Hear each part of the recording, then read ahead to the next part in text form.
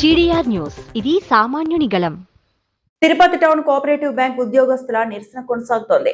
PRC 2015 GO అమలు చేయాలని demand చేస్తూ 7వ రోజు కూడా ఆందోళన చేపట్టారు. తిరుపతిలో టౌన్ కోఆపరేటివ్ బ్యాంక్ ఉద్యోగులు పీఆర్సీ 2015 జీవో అమలు చేయాలని డిమాండ్ చేస్తూ నిరసన కార్యక్రమాన్ని కొనసాగిస్తున్నారు. ఈ నిరసనకు 7వ రోజుకు చేరుకున్న సందర్భంగా టీడీపీ నాయకులు కోడూరు బాలసుబ్రహ్మణ్యం, బీజీ కృష్ణ యాదవ్, మధు సంఘీభావం తెలిపారు. ఈ సందర్భంగా వారు మాట్లాడుతూ వైసీపీ నాయకులు రెగ్గింగ్ ఓటింగ్ ద్వారా టౌన్ బ్యాంక్ పాలక మండలిని ఏర్పాటు చేసి ఇప్పుడు ఉద్యోగుల సమస్యలను పట్టించుకోవడం దుర్మార్గమని విమర్శించారు. అలాగే ఈ సమస్యను ముఖ్యమంత్రి నారా చంద్రబాబు నాయుడు దృష్టికి తీసుకెళ్లి పీఆర్సీ అమలు జరిగేలా చర్యలు తీసుకుంటామని హామీ ఇచ్చారు. ఈ కార్యక్రమంలో టీడీపీ సీనియర్ నాయకులు, బ్యాంక్ ఉద్యోగులు తదితరులు పాల్గొన్నారు.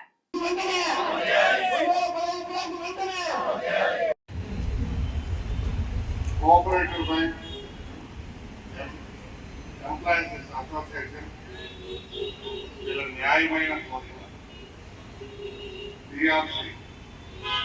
పీఆర్సీకి సంబంధించిన విషయంలో తిరుపతి కోఆపరేటివ్ బ్యాంకు ఎన్నో బ్యాంకులు అయినా వస్తున్నట్టు కానీ కోఆపరేటివ్ బ్యాంక్ అంటేనే మన తిరుపతికి మన సొంత ఇంటిలాగా మరి ఎప్పుడూ ఏ విధమైన అవసరం ఉన్నా కూడా సరే ఆ రోజుల్లో నుంచి ఆ రోజు నుంచి ఈ రోజుల వరకు కూడా కోఆపరేటివ్ బ్యాంక్ అనేది ఒక చరిత్ర.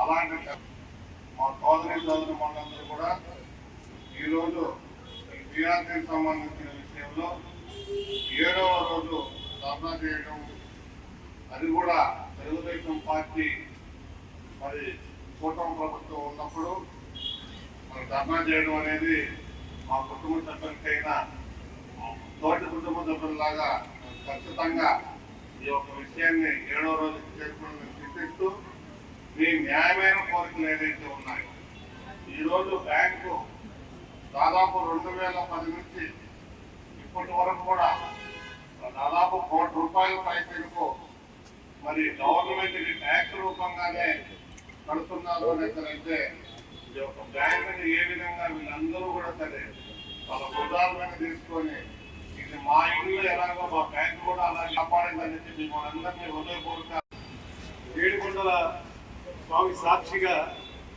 కోఆపరేటివ్ బ్యాంక్ అనేది తిరుపతిలో ఒక విశిష్టమైన స్థానం ఉండే బ్యాంక్. ఏ ఊళ్ళో కన్నా కూడా తిరుపతి అంటేనే టౌన్ బ్యాంక్ అని ప్రతి ఒక్కరికి బ్యాంకింగ్ సెక్టర్ లో ఫస్ట్ టౌన్ బ్యాంకే గుర్తొస్తుంది. అలాంటి బ్యాంక్ ఎంప్లాయీలు ఈరోజు బ్యాంక్ ముందర కూర్చొని నిరసన తెలియజేయడమే ఇబ్బందికరంగా ఉంది మా అందరికి కూడా. తెలుగుదేశం పార్టీ ఎప్పుడూ మీకు అండదండలుగా ఉంటుంది. ఎందుకంటే నిన్న మేము కూడా పై లెవెల్లో మాట్లాడటం జరిగింది.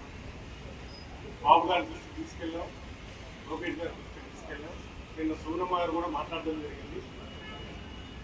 ఖచ్చితంగా మీకు న్యాయం చేద్దాము.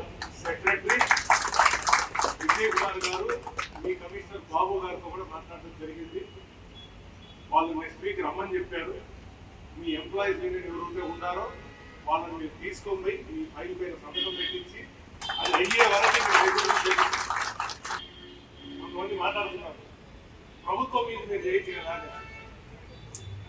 తెలుగుదేశం పార్టీ ఎప్పుడు కూడా డెమోక్రసీ మేము ఏం కోరుకుంటామంటే బ్యాంక్ కొన్ని క్రమశిక్షణలు ఉంటాయి, కొన్ని పద్ధతులు ఉంటాయి, దాన్ని ఎలాగంటే అలా చేయకూడదు. మీది న్యాయమైన కోరిక. ఎందుకంటే ప్రతి 5 సంవత్సరాలకు ఒకసారి ఏ గవర్నమెంట్ ఎంప్లాయీ అయినా వాళ్ళు పీఆర్సీ గురించి మాట్లాడచ్చు, వాళ్ళు దాన్ని పెంచుకునే అవకాశం ఉంది గవర్నమెంట్ లో కూడా. ఇది ఒక న్యాయబద్ధం. ఎందుకంటే ఇన్ని సంవత్సరాలుగా బ్యాంక్ నిలబడి ఉందంటే వీడు వచ్చే కస్టమర్లకి మీరు చేసే సేవ ఎవరు చెప్పినా కూడా తక్కువే. కాబట్టి మీ న్యాయమైన కోరిక తెలుగుదేశం పార్టీ ఖచ్చితంగా ఈ నెలలోనే నెరవేర్చడంలో సభ్యులాగా ఉంటాము. కానీ నేను ఒకటే చెప్తున్నా, తెలుగుదేశం పార్టీ ఉద్యోగస్తులకు అండగా ఉండే పార్టీ. తెలుగుదేశం పార్టీ ఉద్యోగస్తుల సమస్యలను వెంటనే తీర్చడానికి అధికారం ఉన్నా లేకపోయినా వాళ్ళ ముందుండి వాళ్ళకి సహాయం చేసే పార్టీ తెలుగుదేశం పార్టీ. ఇక్కడ ఒక ఉన్నతమైన బ్యాంకులో చదువు రాని, సంతకాలకి స్పెల్లింగ్ రాని, లెక్కలు రాని సభ్యులంతా బోర్డు డైరెక్టర్లు అయినప్పుడు ఇదే పరిస్థితి ఉంటుందని కూడా తెలియజేసుకోవాలి. 8 సంవత్సరాల హిస్టరీ ఉండే టౌన్ బ్యాంక్లో పిఆర్సీ గురించి ఈరోజు ఎంప్లాయీస్ అందరూ కూర్చోవడం కూడా విచారకరం. ఎందుకంటే వాళ్ళు ఇది న్యాయమైన కోరిక. వైఎస్ఆర్సీపీ ప్రభుత్వం ఉన్నప్పుడంతా కూడా వీళ్ళకి అన్యాయం చేయడం జరిగింది. వీళ్ళు న్యాయమైన కోరికను మేము సీఎం గారి దృష్టికి, లోకేష్ దృష్టికి తీసుకోవడం జరిగింది, అచ్చెన్నాయుడు గారి దృష్టికి తీసుకోవడం జరిగింది. ఖచ్చితంగా చేద్దాము, వీళ్ళు ఏదైతే కోరికలు ఉంటాయో అది నెరవేర్దామని చెప్పడం జరిగింది. ఒక యూనియన్గా ఫామ్ అయ్యి వీళ్ళని అమరావతికి తీసుకెళ్ళి వీళ్ళు ఏదైతే కోరుకుంటున్నారో పిఆర్సీ 2015 కోరికలు అడుగుతున్నారు అవన్నీ కూడా నెరవేర్చే వరకు తెలుగుదేశం పార్టీ వీళ్ళకి చెబుతుంది. వీళ్ళ కోరికలు నెరవేరుతామని చెప్పి వీళ్ళ హామీ ఇవ్వడం జరిగింది. ఇది న్యాయమైన కోరిక. తిరుపతి టౌన్ బ్యాంకు ఇంత హిస్టరీ ఉంది. ఇది చిన్న చిన్న పొదుపు వ్యాపారస్తులకు ఉపయోగపడేది. ఇక్కడ చుట్టుపక్కల ప్రాంతంలో వాళ్ళందరూ కూడా అగ్రికల్చర్ చేసుకునే వాళ్ళు, చిన్న వ్యాపారాలు చేసుకునే వాళ్ళు ఈ టౌన్ బ్యాంక్ వచ్చి వాళ్ళు ఉపయోగపడే టౌన్ బ్యాంక్కి ఎంప్లాయీలు ఇబ్బంది పడకూడదని వాళ్ళకి కావాల్సిన పిఆర్సీకి కానీ వాళ్ళ బిడ్డలు ఇంతకుముందు చెప్పారు హెల్త్ కూడా ఇబ్బంది పడుతున్నారని చెప్పి దానిపైన కూడా ప్రభుత్వంలో చర్చించి వాళ్ళకి ఏ విధంగా ఎడ్యుకేషన్ కానీ హెల్త్ కానీ ఈ పిఆర్సీ పైన చేయగలుగుతామో చూసి తెలుగుదేశం పార్టీగా న్యాయం చేద్దామని చెప్పి మరొకసారి తెలియజేసుకుంటాం. 108 సంవత్సరాలు కలిగిన ఈ యొక్క బ్యాంకుని కొంతమంది వ్యక్తులు మరి దొంగ ఓట్లతో అధికారంలోకి వచ్చి ఈ యొక్క బ్యాంకు చరిత్రని పూర్తిగా అవగాహన చేసుకోకుండా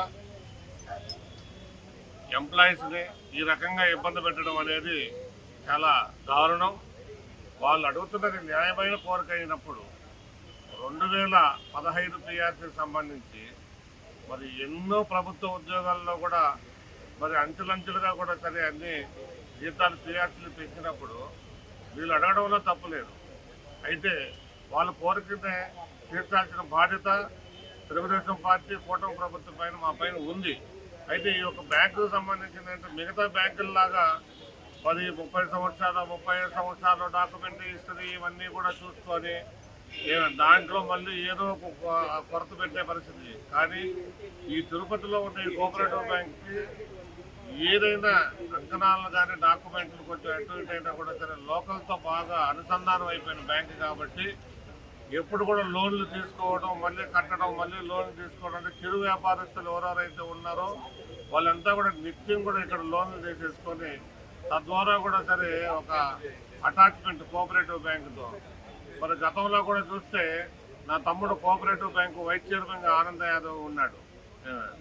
సో ఆయనకి అపారమైన అభిమానము, దీనిలో ఉన్న అవగాహన పూర్తిగా ఆయన దీనికి తెలుసు దాని గురించి.